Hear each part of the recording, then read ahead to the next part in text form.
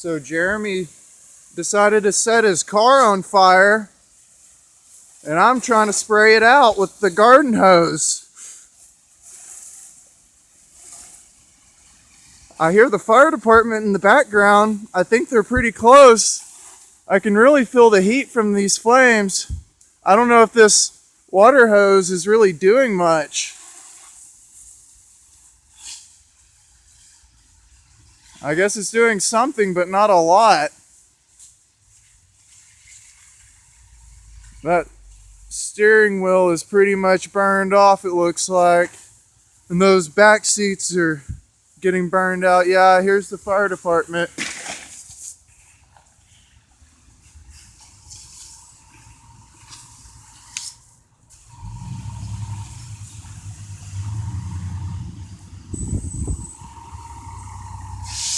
The fire department has arrived.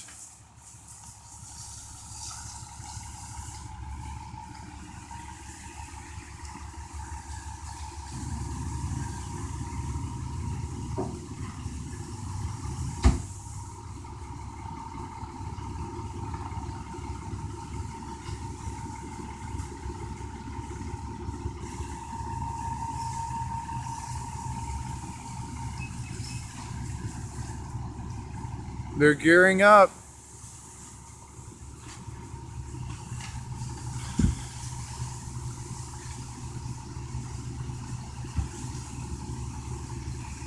I really see all that steam coming off of the car.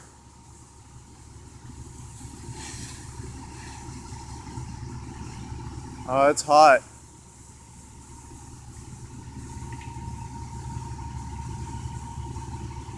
I don't think we had anything of ours in it. I'm glad we didn't.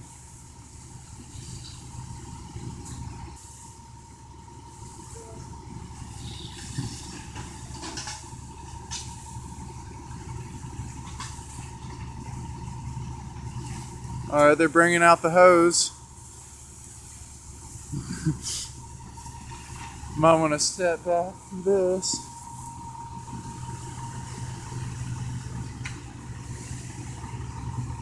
So my phone doesn't get wet. Oh, they're going to put it out really quick. Oh, yeah, it's out.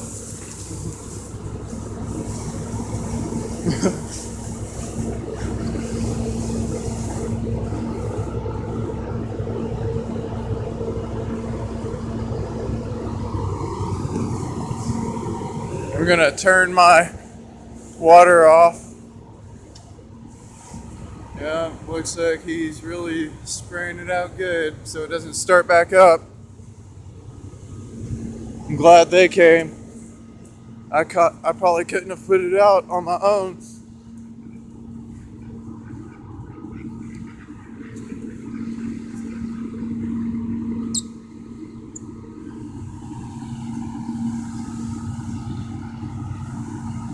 It only took about 4 or 5 minutes for them to come out. That's pretty awesome. That's quick.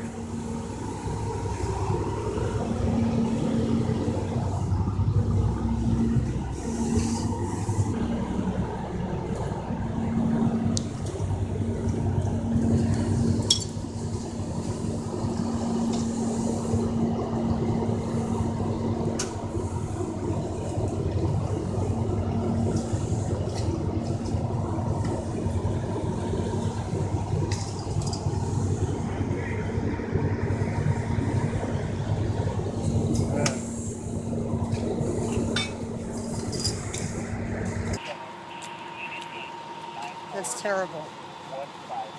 That's the inside of the car after the fire has been put out. At least the engine didn't explode. It's terrible. This wasn't his car. He had never paid Derek for it. He never paid Derek for it. So his motorcycle is repossessed. Put it that way. Oh my God. We couldn't go to sleep for hours after the fire. My house is permeated, and I'm went going to home. have to rent a house I came on down here, I saw the Airbnb. car. I came down here, I saw the car. He had already entered our property. He had left. So I didn't sleep all night either because I was like hoping he'd come back and try to do shit. Did you see that he had taken this food, this canned food I'm allergic to that I said he could have and left it in here, and it was in here? Some of this food is food I bought. We made a joke of he tried Brand to cook, new for money. I think he tried to cook food in here last night. Yeah, he did cook food in here last night. Basically, he's like, can I stay in your car? I was like, dude, Are you mad? fuck you, dude. Can he stay in your car after he did this to this car? I No. was so. The answer is not no. awake, bro. I just shut the door. I forgot to lock it, and it was still fucking my pot, dude. So what happened?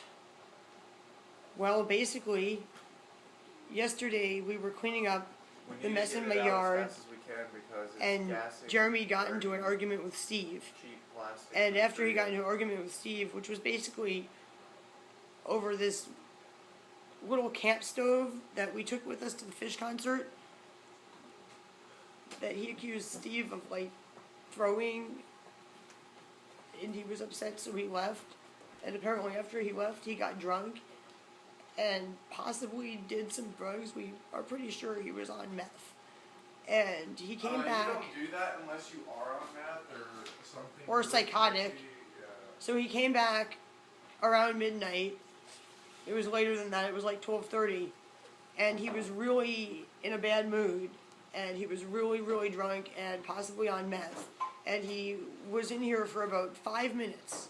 And in the 5 minutes he was in here, he basically threatened to injure or kill everybody he knows, including his brother and his brother's kids, his two best friends and their wives and kids, his ex-wife and his daughter, and Steve and my boyfriend. And then my boyfriend, who'd been in my room, came out, and... Thank you. And Jeremy started talking about how upset he was with other people. And the two of us were kind of just trying to sympathize with him. And we were like, yeah, we can see why you're upset. And suddenly he just turned on my boyfriend. He started poking him in the ribs and accusing him of being disrespectful to him and accusing him of being disrespectful to me. And I was like, hey, my boyfriend's not doing anything wrong. He's actually sympathizing with you and agreeing with you, and you don't need to get so angry and stuff. And I told my boyfriend to leave the room, and I was going to tell Jeremy he had to leave, but he just basically left on his own. And as he left, he was saying some really scary stuff, and he was saying he wanted to commit a felony and get sent to jail for 3 years to prevent himself from hurting his wife, his ex-wife, and his daughter. So he left. And my boyfriend was really upset because Jeremy had basically like tried to punch him, and they almost got in a fist fight in my living room. I was talking to my boyfriend and trying to calm him down, and this was just like 2 minutes after Jeremy left. I started hearing what sounded like glass being shattered really loud outside, and I thought Jeremy was breaking out the windows of his own car. And through the curtain I saw what looked like a flashing red light, and I thought Jeremy was breaking out the windows of his own car. And the flashing red light was the police showing up. Then I looked outside and I was absolutely horrified because I realized the light was, his car was like up in flames, and the flames were like 10 feet tall, and it was like seriously about to set my tree on fire, set my car on fire, or set my house on fire, or set my next door neighbor's house on fire. So we called 911, and my boyfriend ran outside with the garden hose and started to try to put the fire out, and he is amazing. This is one of the most amazing things that my boyfriend has ever done, because not only did he put the fire out, or almost put the fire out before the fire department like even got there, and I also have to thank my neighbor, just kind of keeping it under control, who came over with a fire extinguisher, but my boyfriend also started to videotape on his phone and narrate about what was going on in an amazingly calm voice for the situation. Which is the video that you guys just saw. So, the way the story ends is crazy, though. Not only did the police which is actually the sheriff, the Humboldt County Sheriff, not tow the car. They told me that I'm going to have to pay out of my own money to have the car towed out of my driveway, which may be reimbursed by my insurance and may not. I'm waiting to hear back from them right now.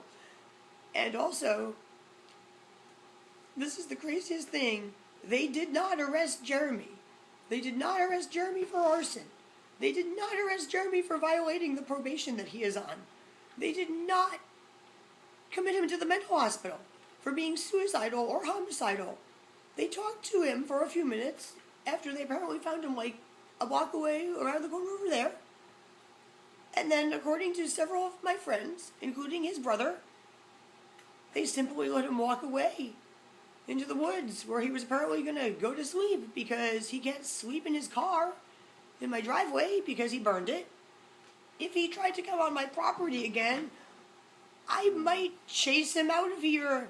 If he tries to come on my property again. He didn't just threaten us with arson. He Yeah. actually committed arson. No, he didn't just commit arson. He said that he wanted to hurt my boyfriend. He wanted to hurt Steve, who's staying here. And then when I defended my boyfriend and said my boyfriend wasn't doing anything wrong, he said he was tired of me and my shit. Sorry, I don't know my curse on YouTube. I'm just repeating his cursing. So technically, it could be considered to be like an attempted murder on us, because it could have easily burned my house down. It could have easily burned my house down. So why didn't they arrest him for attempted murder? Or, you know, at least take him to the mental hospital. Because he's obviously mental. And I'd also like to say that his car wasn't actually his car. It was a car that he was supposed to be buying. And a few months ago, he asked me if he could park it in my driveway temporarily. And I said he could. It was only supposed to be here for a few days. It ended up being here for a few months. And he ended up never getting it fixed. And never getting it registered in his name. Because the previous owner had some kind of lien on it. And they couldn't get like the proper paperwork on it. So this car was sitting in my driveway for a few months. And I did let him sleep in it a few times when he needed a place to sleep. Because he had been kicked out of the place he was living before.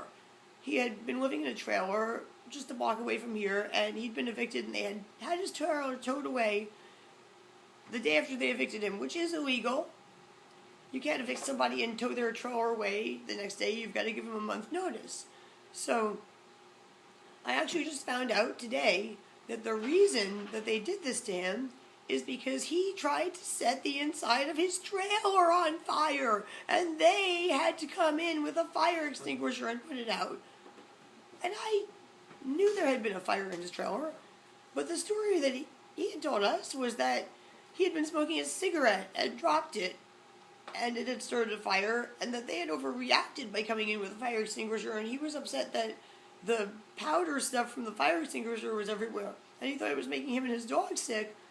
Well, I didn't know, and none of them told me, and I just found out today that he had actually basically tried to set his trailer on fire, the same way he tried to set his car on fire, but apparently he only used like a little bit of gas or whatever kind of accelerant he used, because when he set his car on fire, as you saw in the video, it was like in a raging fire, totally up in flames. Maybe that car is just flammable on top of that. Well, That car, it was how much gas do you think he poured in there, or it was not oil? going out. Or what? I mean, he must have put something in there.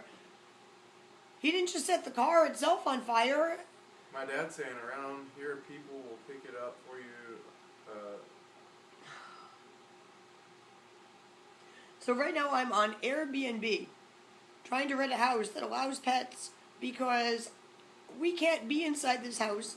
The smoke got pulled into my house by my exhaust fan. And even though I turned the fan off, enough smoke had been pulled in that it permeated my house. It permeated my walls. I think it's going to need to be like professionally cleaned, and I'm worried that me and my cats and my family have all breathed in this toxic smoke, and me and my son have health insurance. Only thanks to Obama, because it's an Obamacare thing, and I don't know how long we're going to have it for before Trump cancels it, but at least we do have it right now. So we can go to the doctor. My boyfriend does not have insurance, and my cats do not have insurance. So obviously I need to pay for them to go to the vet. And not only that, but some of my boyfriend's chickens, which are just my boyfriend's chickens, but are our chickens. They're only my boyfriend's chickens because he got them originally, and his turkey were up in the tree, which, by the way, almost on fire. I'm talking about my beautiful Japanese maple tree that's like more than 50 years old that you guys have seen in the background of many of my videos. The tree almost set on fire, and the birds were up in it, and the cloud of smoke was literally just whiffing right through where the birds were sleeping in the tree, and just like fumigating them. And basically we all just got like fumigated and are still getting fumigated because the car, even though it's been sprayed with fire extinguishers and water, is still like off-gassing, and it just smells like sickening. I can't go into my yard, I can't be in my house, and my only option is to evacuate from my own home. Anyway, that's it. That's the end of my rant. And hopefully the next time that I talk to you guys, it will be from my new temporary house. Bye. This house says pets allowed, but there's a stipulation. Pets not allowed on furniture. I'm not going to be renting this house.